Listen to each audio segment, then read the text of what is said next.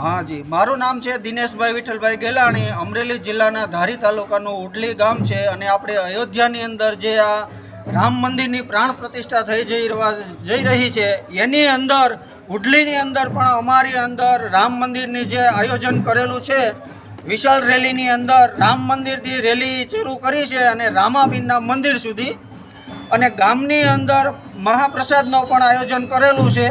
મહાપ્રસાદની અંદર કોઈ પણ જ્ઞાતિ જાતિનો ભેદભાવ રાખ્યા વગર અમે આયોજન કરેલું છે અને આયોજન મહાપ્રસાદના દાતા છે નાનાભાઈ જીવાભાઈ કરશનભાઈ સભાયા, ગામ ઉડલી છે અને હાલ રહેવાસી સુરત છે। ત્યાર પછી ઉડલીથી ચલાલાનો જે મેઇન રોડ છે, મેઇન રોડ ઉપર જે ગેટ બનાવવામાં આવ્યો છે એ ગેટ બનાવવાના દાતા પણ એ જ છે ભીખાભાઈ જીવાભાઈ સભાયા અને ગોવિંદભાઈ જીવાભાઈ સભાયા, પરસોત્તમભાઈ જીવાભાઈ સભાયા, જયંતિભાઈ જીવાભાઈ સભાયા અને નાનાભાઈ જીવાભાઈ સભાયા।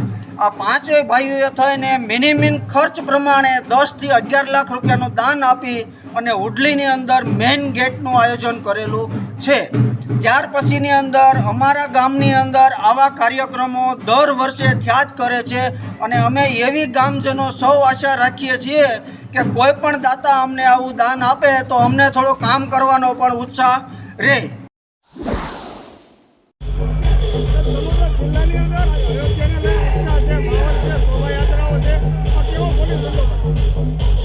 આજે અયોધ્યા ખાતે રામ મંદિરની જે પ્રાણ પ્રતિષ્ઠા મહોત્સવ છે એ અનુસંધાને સમગ્ર ગુજરાત તથા બોટાદ જિલ્લા ખાતે પણ અલગ અલગ શહેરો તથા ટાઉનમાં શોભાયાત્રાઓ નીકળવાની છે।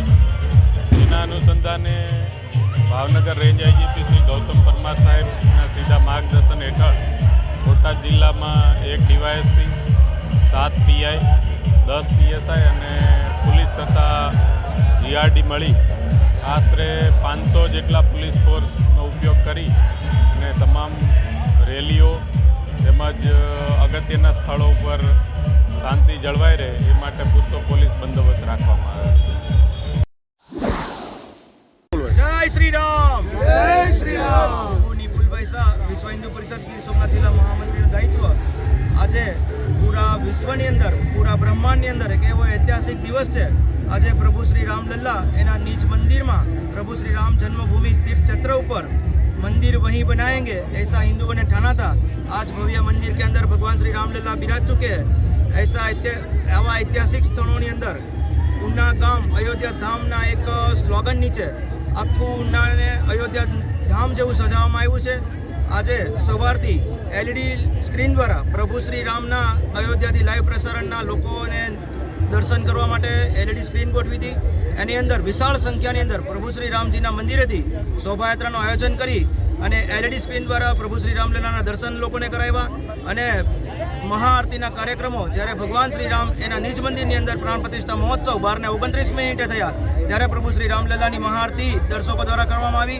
आतशबाजीओ करवामां आवी। 108 मिठाईओना 56 भोग करवामां आव्या। आखू उना राममय बनी गयुं।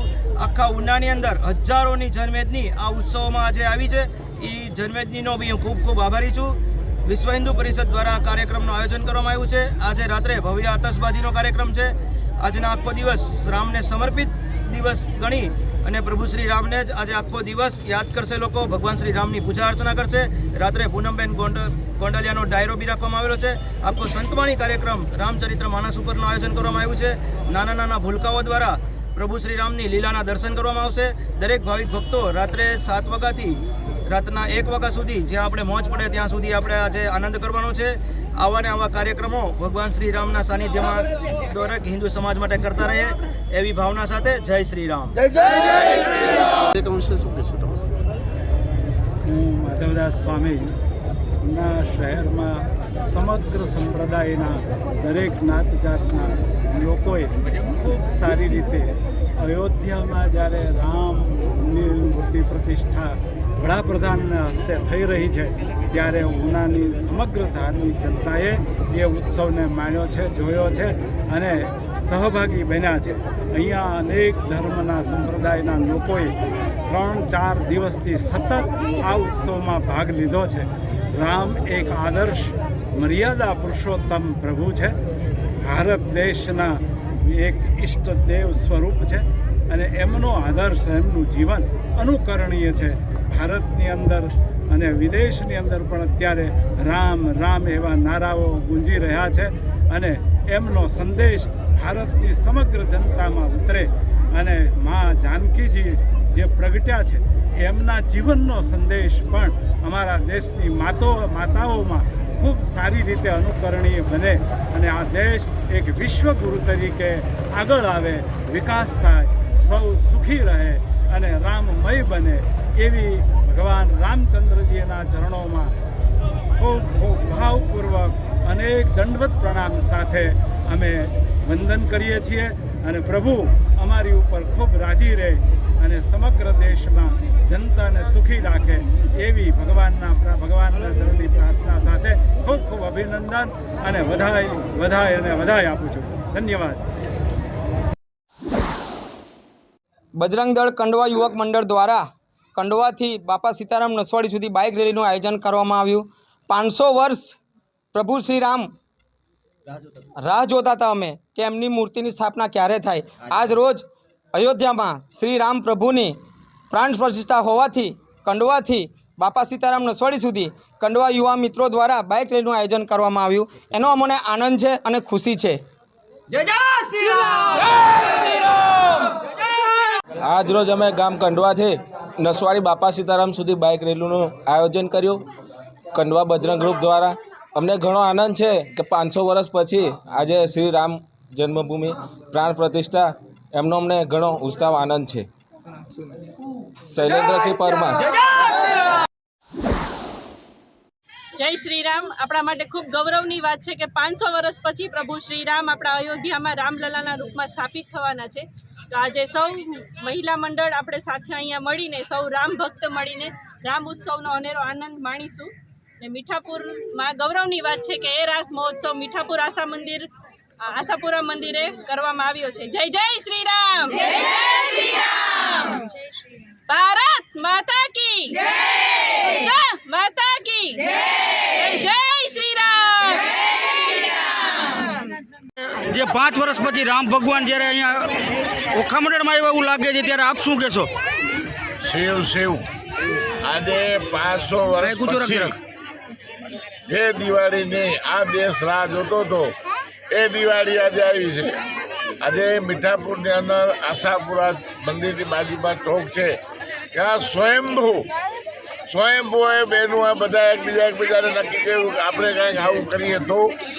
અને આજે નવીન લાગશે કે કોઈ પણ આખા મીઠાપુરની અંદર સુરતની અંદર બધા બહેનો 4,000 થી 5,000 બહેનો અહીંયા સાંજના 6 વાગ્યાથી એક મહારાસ અને આનંદ ઉજવ્યો કે કાલે રામ ભગવાન આવે છે. આવી જ રીતે આપણે બધા જોઈએ છીએ ટીવીના માધ્યમથી કે આખા દેશની અંદર આવો ને આવો ઉત્સવ છે. ગામડાની અંદર આજે ઘણા ગામડાઓની અંદર ગયો હતો તો ત્યાં બહેનો પછી જે ભાઈઓ બધા પણ એક કાલે દિવાળીની આપણે જે દર વર્ષે દિવાળી માનીએ છીએ એના કરતાં વિશેષ કંઈક આજે બધાને એક અનુભૂતિ થાય છે. અને ખરેખર જ્યારે પણ ભગવાને પણ એમ કીધું છે કે મને અનેક જીવ ત્યારે પુકારશે ત્યારે હું 100% આવીશ.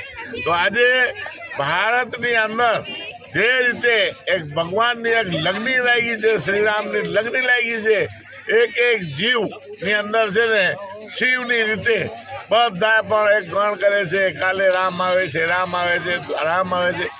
તો આવું જ્યારે વાતાવરણ હોય, આવું જ્યારે ભક્તિ હોય, આવી જ્યારે એક શ્રદ્ધા હોય તો 100% ભગવાન કાલે આવશે.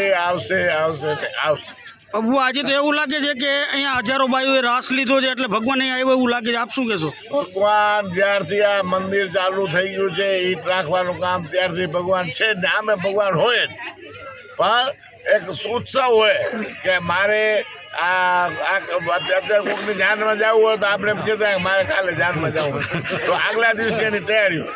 એ રીતે રામ ભગવાન પ્રકૃતિ તો એ તો હંમેશા માટે છે. પરંતુ જ્યારે આપણી ભાવ જાગે કે રામ મંદિર બને છે, રામ મંદિર ત્યારે છે ને એનો આભાસ જે થવું જોઈએ એ આખા વર્લ્ડની અંદર થાય છે. આપણે ખાલી ભારતમાં થાય છે એમ નહીં, ટીવીમાં આપણે જોઈએ છીએ કે બધા વિચારે છે કે ખરેખર સનાતન ધર્મ જેવું ધર્મ નથી. શું કામ? કે સનાતન ધર્મની અંદર એક માણસની જીવવાની શૈલી આપી છે કે માણસે આ ધરતી ઉપર જન્મ લીધું હોય તો માણસે કેમ જીવવું જોઈએ. અને સનાતન ધર્મની અંદર જેમ 24 અવતાર વિષ્ણુ ભગવાને લીધા છે, ત્યારે એક મોબાઈલ હોય તો મોબાઈલને આપણે ચાર્જ ન કરીએ તો મોબાઈલ બંધ થઈ જાય. એ રીતે સનાતન ધર્મ કોઈ દિવસ અખંડ ન થાય એનું કારણ એ છે કે હરિ ભજે હરને ને હર ભજે હરિને. તો એનું ચાર્જિંગ ચાલુ જ છે. આપણે તો આપણો અવતાર સુધારવા માટે જે આપણે ઋષિમુનિઓ કહી ગયા છે, જે માર્ગદર્શન આપી દીધા છે, કોઈ ધર્મની અંદર નથી. 500 હજારો વર્ષો પછી એમ કહી દઈએ. આજે જો કોઈ જીરો બતાવ્યો હોય ને, જીરો પછી 1 2 3 4 5 તો પછી થાય, પરંતુ જીરો બતાવ્યો છે ને આપણા ઋષિ મુનિએ બતાવ્યો છે. ધોરણ ક્યારે થશે, દરિયાની અંદર ભરતી ક્યારે થશે, આવા ક્યારે આવશે, વાવાઝોડા ક્યારે આવશે, આ બધું આપણા ઋષિ મુનિઓ બતાવ્યું છે. અને અણુ બોમ્બ ને જે આજે નવા બધું ચાલુ થયું છે એ બધી ભારતના ઋષિઓની દેન છે. આ ભારત છે શિવ. આપનો પરિચય આપજો. વાઘેલા ગજેન્દ્રસિંહ મહેન્દ્રસિંહ, ગામ બકરાણા, તાલુકો સાણંદ. હાલમાં સરપંચ તરીકે ફરજ બજાવું. આ બકરાણા ગામની અંદર જે રામ મહોત્સવ ઉજવવામાં આવ્યો છે, તો કઈ રીતે આ ગામ લોકો ભેગા થઈને પ્રોગ્રામ કરે છે?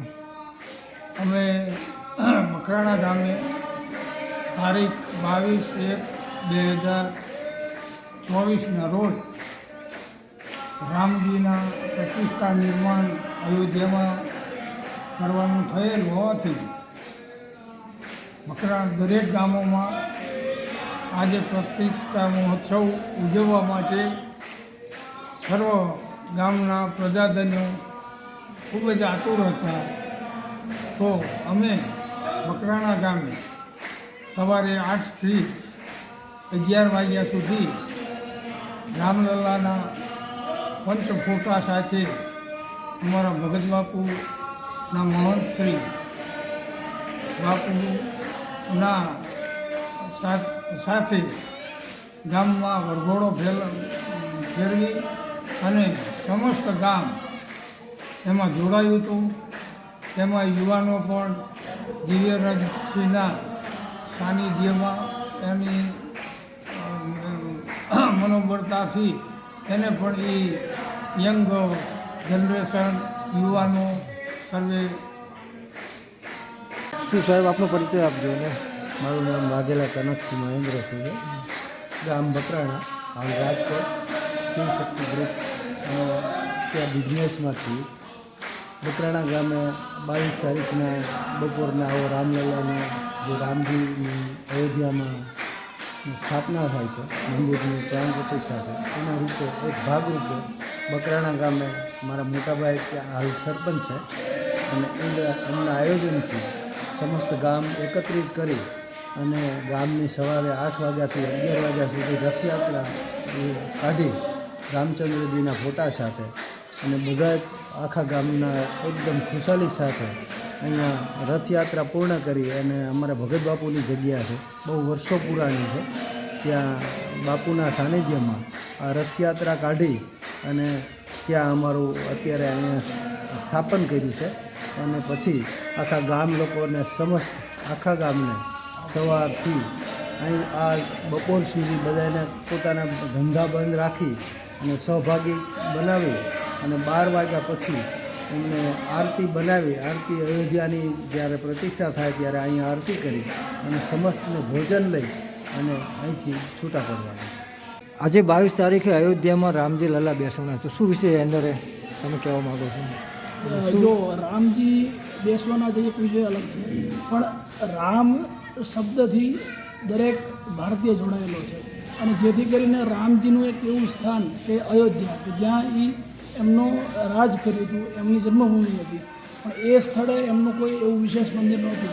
આદરણીય પ્રધાનમંત્રી મોદીજીના નેતૃત્વમાં ભારતીય જનતા પાર્ટીની સરકાર દ્વારા એક ભવ્ય સંકલ્પ લેવામાં આવ્યો અને એ પોતાના ઘોષણાપત્રમાં પણ એમને કીધું હતું કે એમને પૂરો કરીને બતાવ્યો. 5 વર્ષના કાર્યકાળમાં એમને એ પોતાનો સંકલ્પ પૂરો કર્યો, જેથી કરીને રામ જન્મભૂમિ મંદિરનું નિર્માણ થઈ ગયું.